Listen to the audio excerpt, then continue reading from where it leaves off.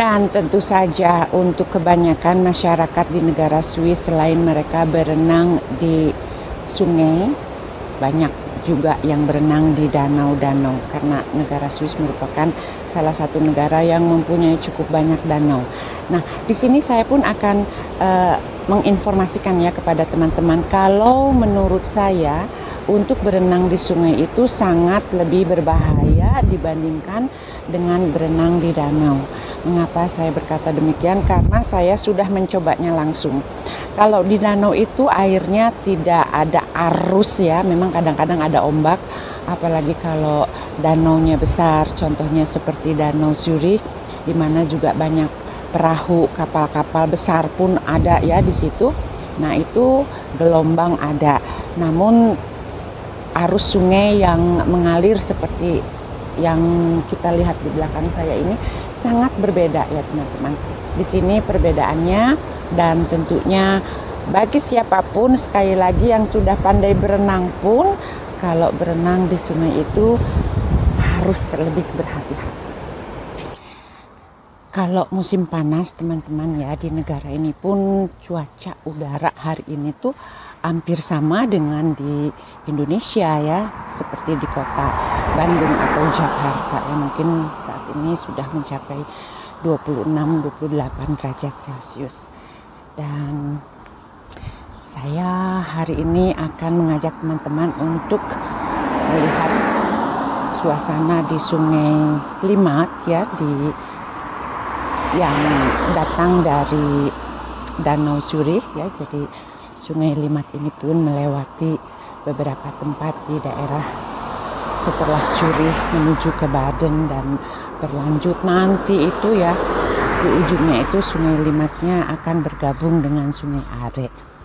Nah teman-teman, suasana musim panas kayak gini ya, saya sedang berjalan-jalan mau pergi ke pinggir sungai, dan nanti di sana kita akan sedikit piknik, santai, bisa duduk-duduk di pinggir dengan melihat alam yang selalu terawat rapih di negara ini.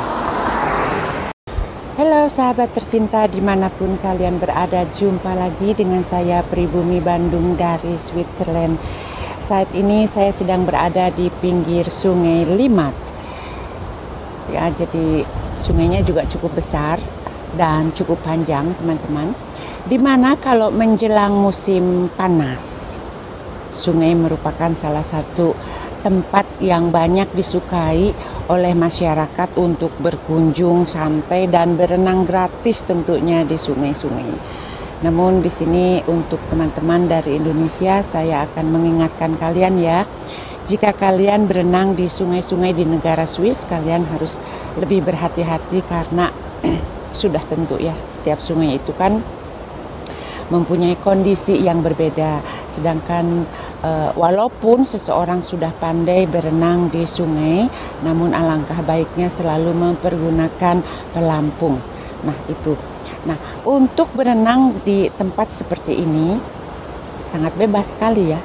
Namun tentunya kita harus mengetahui apa yang harus kita lakukan pakai pelampung seperti itu. Dan tentu saja kalau kalian belum pandai berenang, jangan coba-coba berenang di sungai karena setiap sungai mempunyai aliran derasnya itu berbeda. Mungkin dari atas permukaan kita tidak melihat betapa derasnya, namun di dalam itu kadang-kadang ada kayak kincir-kincir air ya yang bisa menarik kita ke bawah. Jadi untuk kalian yang belum pandai berenang, alangkah baiknya jangan coba-coba nyebur ke dalam sungai, khususnya sungai yang cukup besar seperti kalian lihat di belakang saya ini. Untuk masyarakat di negara Swiss yang tinggal berdekatan ya dengan daerah sungai, maka kebanyakan dari sejak kecil ya mereka sudah terbiasa berenang masuk ke dalam sungainya. Dan biasanya walaupun dengan sederhana ya, di sini itu selalu diadakan tangga-tangga khusus yang untuk mempermudah para perenang memasuki sungainya. Di sini pun saya akan memperlihatkan kepada teman-teman. Dan ini adalah salah satu contoh tangga yang disediakan Jadi kepada siapapun yang mau memasuki sungai ya, entah itu untuk berenang atau hanya mau memegang airnya saja, banyak sekali tangga-tangga seperti ini yang disediakan di sepanjang sungai. Ini adalah tangga yang lainnya yang saya temukan juga ya.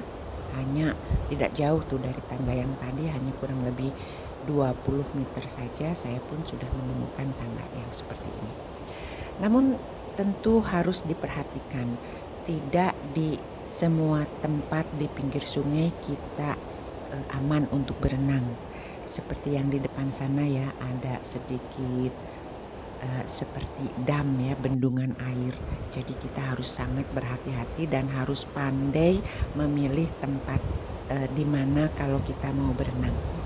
Dan tentunya saja rambu-rambu dilarang berenang atau diperbolehkan berenang di sini pun ada.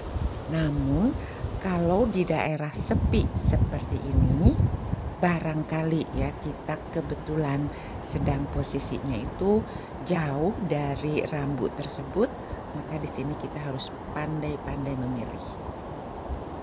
Pandai-pandai menentukan apakah kita bisa berenang di sungai atau tidak. Karena kalau sampai terjadi sesuatu kecelakaan, tentu saja yang rugi adalah diri kita sendiri. Jangan menyalahkan kepada pemerintah di negara ini kalau kalian tidak melihat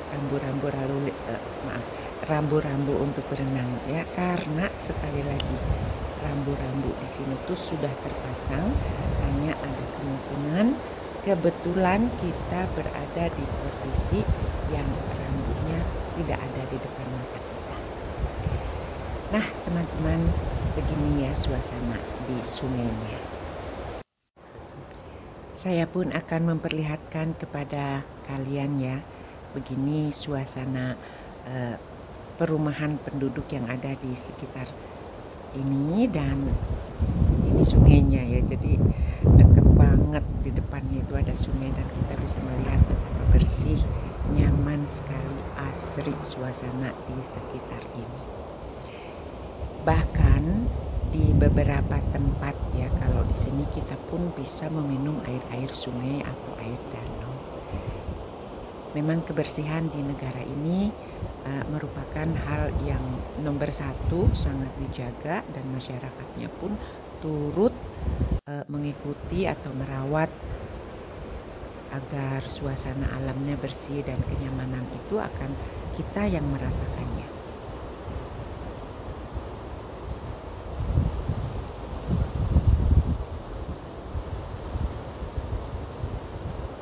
Dan tentu saja untuk kebanyakan masyarakat di negara Swiss, selain mereka berenang di sungai, banyak juga yang berenang di danau-danau, karena negara Swiss merupakan salah satu negara yang mempunyai cukup banyak danau.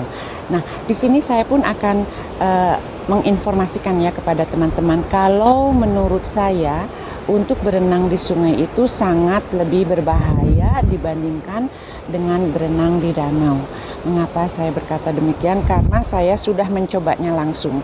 Kalau di danau itu airnya tidak ada arus ya, memang kadang-kadang ada ombak, apalagi kalau danaunya besar, contohnya seperti Danau Zurich, di mana juga banyak perahu, kapal-kapal besar pun ada ya di situ. Nah, itu gelombang ada. Namun arus sungai yang mengalir seperti yang kita lihat di belakang saya ini sangat berbeda ya teman-teman. Di sini perbedaannya, dan tentunya bagi siapapun, sekali lagi yang sudah pandai berenang pun, kalau berenang di sungai itu harus lebih berhati-hati. Demikianlah sharing saya untuk kesempatan video kali ini. Saya Pribumi Bandung mengucapkan terima kasih dan sampai jumpa di video selanjutnya. Goodbye.